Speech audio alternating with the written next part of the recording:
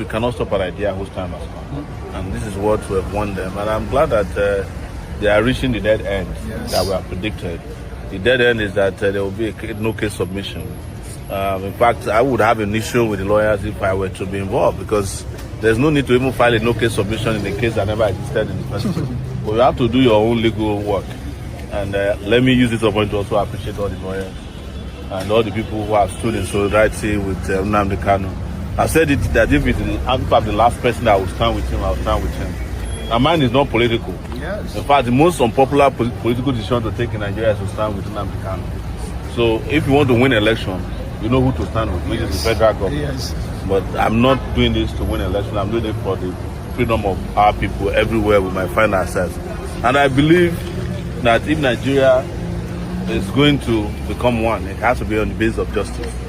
You cannot be suppressing a section just as the right to flourish and think that you can go home to rest. And you have seen it now. Even those people who never believed Nnamdi Kanu a few years ago, they have seen it with what the Fulani herdsmen are doing, killing hundreds of people. They are doing it also in the southeast. They killed in Ebonyi, they killed in Enugu, they are killing in Edo, they are killing in Kogi, they are killing people across the country. Imo, yes, there was some killing. So this was what Nnamdi Kanu told you as a prophet. But he has always told me, when I met him in New York, that he's not a prophet. He's just saying the reality of what the Nigerian project is all about. That it was a fake project put together and it can never materialize until there's justice. And this is what we keep advising them. The interesting thing was that there was even a time in 2019 that they charged me secretly with him. I filed a charge here that I connived with him to kill some policemen. So the case never came to trial, and it will never be. So we can't wait to see Nnamdi Kanu rejoin all of us.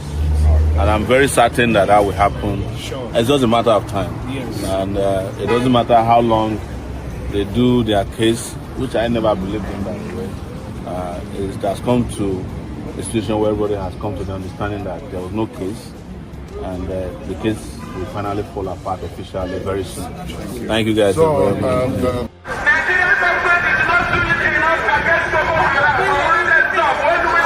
My name is Nnamdi Kanu, and the reason why we're here today is to protest the killing of innocent women and children, and men for that matter, all over Nigeria, especially in the northern part of Nigeria.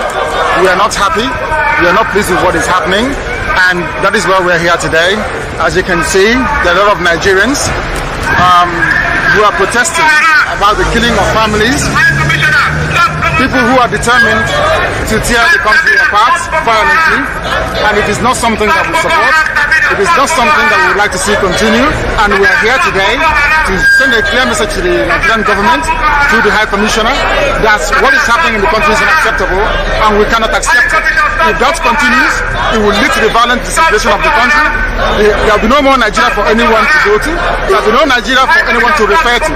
In fact, what is happening in Somalia today will be like a tea party. So we cannot allow this nonsense to continue. Something has to be done. And the consequences of the actions of terrorism in Nigeria must be driven home to the people, so that even the terrorists themselves will be able to understand that there is no mileage in where they're going. The only thing they can accomplish is the breakup of Nigeria.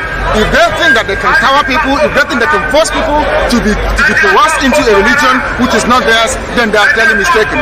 We are asking for peace, we are asking for people to get together, we are asking for everybody who loves Nigeria, who is associated with that country, to please prevail upon terrorism in Nigeria so we can bring it to an end. That is why a multitude of Nigerians are gathered here today. Those of us in the UK are determined to work with the government for peace. We are determined to work with the Council Committee for peace. The one thing we cannot stomach is a repeat of 1966. What is happening today in Nigeria was the reason why Nigeria fought a bitter civil war for 3 years between 1967 and 1970. If this continues, there will be another civil war in Nigeria.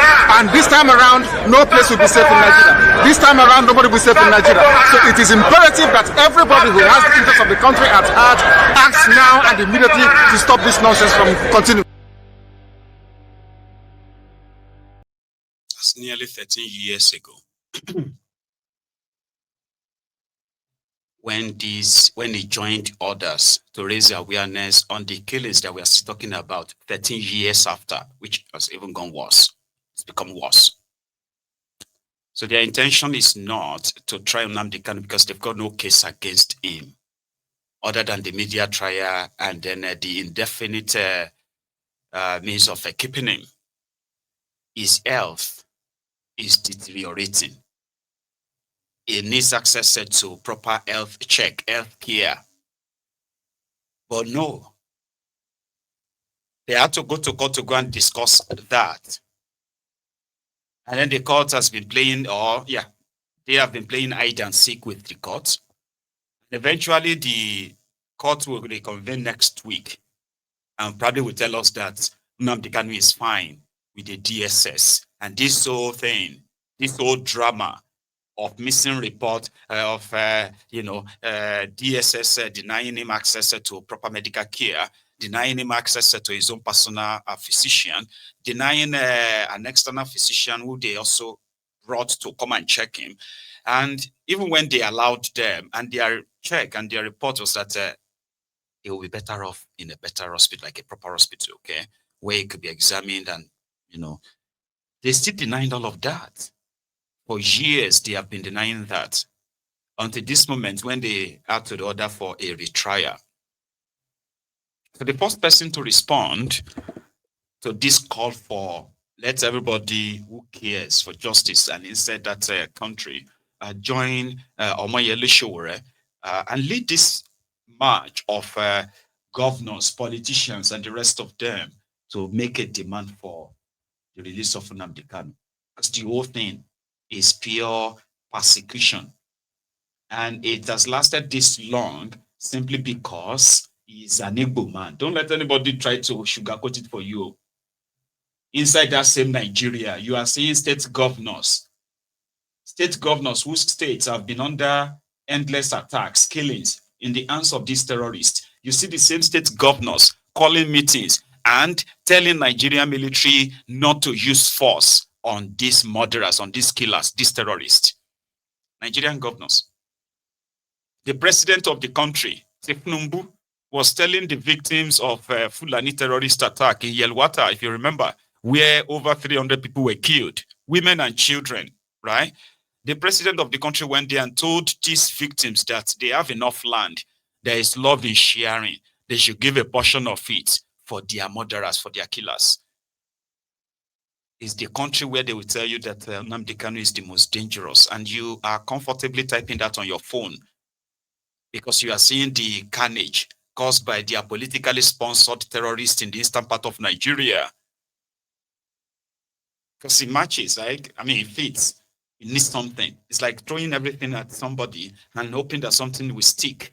Like some people wish that Sowore should be shot and killed. Because to them, he cannot be trusted. There are people that will hate you that much. You've done nothing other than just because you choose something that they probably disagree with, right? And then the next thing, they want you dead. So every information that can justify any brutality, any human rights abuses against you, they will justify it. They will say you are lucky. I've had soldiers, I've had police threaten Nnamdi Kanu, threaten Sowore, threatening people who are supposed to be police officers, military, making videos, threatening these guys because they feel so enraged. How dare them talk like that? How dare them act like this? Then ignore all of the expose they're actually making, all the eye-opening information that should ordinarily get, even if you're not angry, it should get you thinking. They will ignore all of that and they focus straight on the personality of that person. What can we do? Can we do to show him? We need to teach him a lesson. And some are telling you that watch your mouth. Be careful. Hey, be careful. These people, they want to kill you. And if I were you, I would just keep my mouth shut. Instead of you to go and enjoy your family and the rest of that. Those ones are the simple, the group that is there to disarm you, neutralize you. But you are stubborn, so you're still going to do what you're going to do. Then another group is the ones that are going to say, they will show you, right? Including the ones that will tell you that if you are not in Nigeria, they will say, why don't you come to Nigeria? If you are in Nigeria, they will say, oh, the reason why they have not arrested you is because you are working for government. And when they see the same government brutalizes you, like nearly kill you, they will say, why didn't they kill him? His own is too much. They're supposed to kill him. That's the story of most of these guys. That some of you you hated them so much, but you have no idea, no real explanation why, other than what they've succeeded in putting in your head, in your head.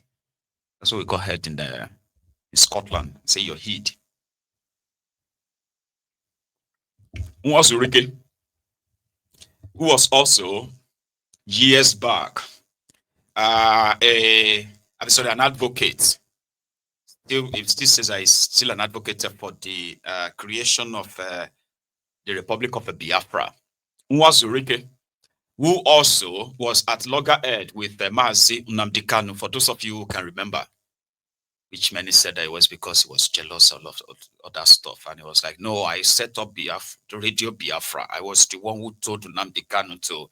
Anyway, long story short, there was a time when he used to be an advocate of something. I would teach him a lesson. I would teach him a lesson.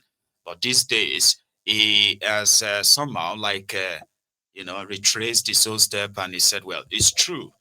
Like, no matter what anybody does, even if they do anything to kill Nnamdi Kanu or shut him up or whatever, if they succeed, that is going to create even more Nnamdi Kanus. But if it is for everybody in the eastern part of Nigeria to march down to Abuja for Nnamdi Kanu, it would be glad to join the convoy or join the cavalry. Nwazurike, you remember him? Ralph Nwazurike. He's been arrested too. He's been jailed in the name of this Biafra agitation. And at the point, I think he just retired. Listen. I've listened to the court appearance of Nnamdi Kanu today, and listened to the representations made by his lawyers, and which to say that I want to be part of any peaceful demonstration in Abuja or anywhere in Nigeria for the release of Nnamdi Kanu. I personally reached out to Barrister Lloyd Jumako long ago, telling him that I would want to be one of the witnesses, defense witnesses to Nnamdi Kanu. Recently, just about last week, I reminded him of my desire to be one of the defense witnesses to Martin Nnamdi Kanu. You can ask Aloy Jumako. I told him. So, for this new development, I want to be part of it. I'm ready to go to Abuja or any part of Nigeria where such demonstrations will take place. I will be part of it, provided it is anchored on non-violence, peaceful protest. I will be there,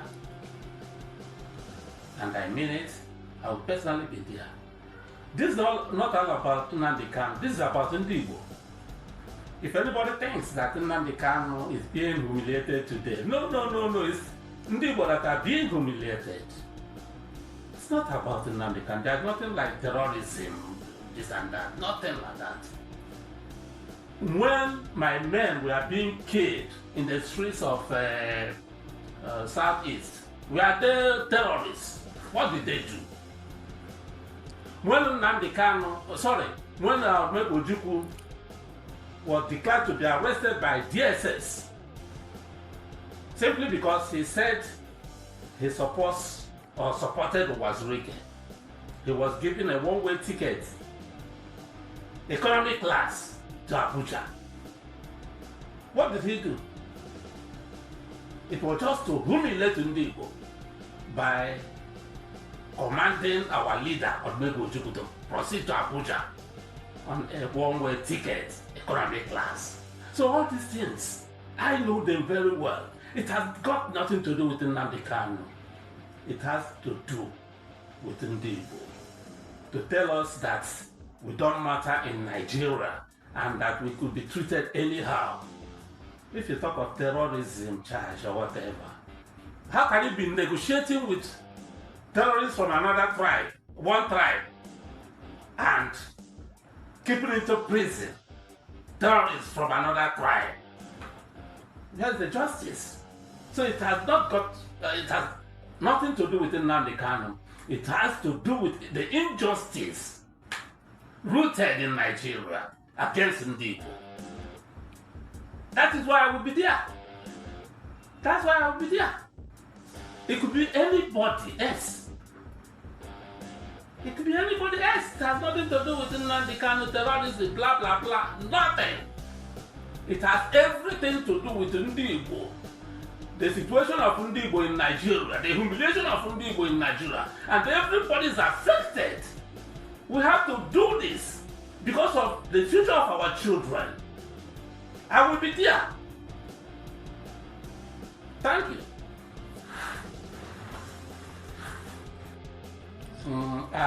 Onye du aịkọ, o meriwo n'izu onire ya.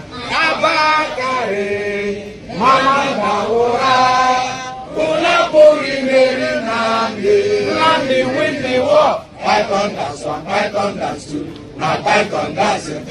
Una pori meri Nnamdi win the war. Python dance 1, Python dance 2. Na Python dance the three. Una pori meri Nnamdi bụ onye du aịkọ. O meriwo n'izu ndị iro ya. Abakari, mama ndawura. Una pori meri Nnamdi win the war. Python dance 1, Python dance 2. Now Python dance the 3. Una pori meri Nnamdi win the war. Python dance 1, Python dance 2. Now Python dance the 3. Una pori meri Nnamdi win the war. Python dance 1, Python dance 2. Now Python dance the 3. Una pori meri Nnamdi win the war. Python dance 1, Python dance 2. Now Python dance the 3. Una pori meri Nnamdi.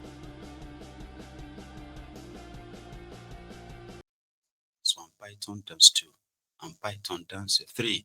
Nnamdi win the war. That's one Zurike. In what is believed to have been an olive, sort of like an olive branch, being passed on. Because Zurike himself had been accused of being a sellout in the struggle for Biafra. Something that has caused clashes in the past, exchange of wars and all that. So seeing him, sharing a solidarity and even making reference to the reality that we are all in, right? So the systemic Cold War against the Igbos in Nigeria is not something that everybody is just getting to know. What a lot have been trying to do is to downplay it. In fact, some are saying if the Igbos are complaining of marginalization in Nigeria, there is no part of Nigeria that is not marginalized today. Now, if that is the case, then every part of Nigeria should be doing what Nnamdi Kanu is doing, which is waking their people up, letting them realize that whatever it is they are going through is predetermined, it is intentional, and therefore it's up to them if they want to keep it up that way or they want something different. Message, as they say, microphone that is more powerful than AK-47. Imagine that. Microphone. Oh, Prince JJ Man calls mine Kano mic, where people who have all the power, people who have all the resources, the cloud, are somehow, shaken to their own core by just somebody who has microphone, just to pass a message that they considered as inciting, a message that they considered that it's so truthful that it will harm the fake contraption they put together. So if the Igbos can be like the rest of Nigeria, here is another thing. If the Igbos can be like the rest of Nigeria, who knows that they are all marginalized by these rogues, and they continue to speak out, like Nnamdi Kanu, that they might want to do it, right? If you have been listening to him very much, right? you're likely going to understand why some of the Igbo elites, Igbo politicians, and all of them despise him.